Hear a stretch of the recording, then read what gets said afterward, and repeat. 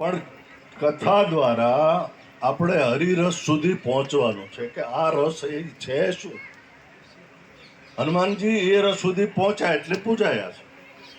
રામ રસાયન તુમ મરે પાસા, એ રસાયન છે.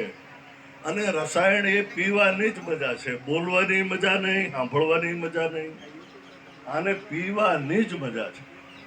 એટલે કોઈ ગતિમાં હાલતા હોય એવા મહાત્માઓ મળી જાય ને. આ ભૂમિને એટલા માટે એક દાખલો યાદ કરીને પૂરું. મેં સાંભળેલો દાખલો છે. આ તખ્તેશ્વરની તળેટી મહારાજા તખ્તેશ્વરજી એમને યાદ કરવા જોઈએ.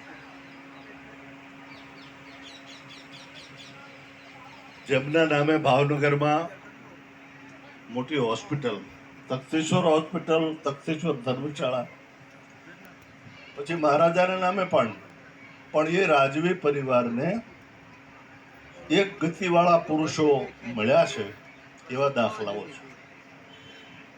અહીંયા એક મસ્તરામ કરીને બાપુ બેસતા, અને એમનો એક પ્રસિદ્ધ દાખલો કે મહારાજા દર્શને આવ્યા તખ્તેશ્વરજી અહીંયા મહાદેવના, જોયા તો એક સાધુ સૂતા છે.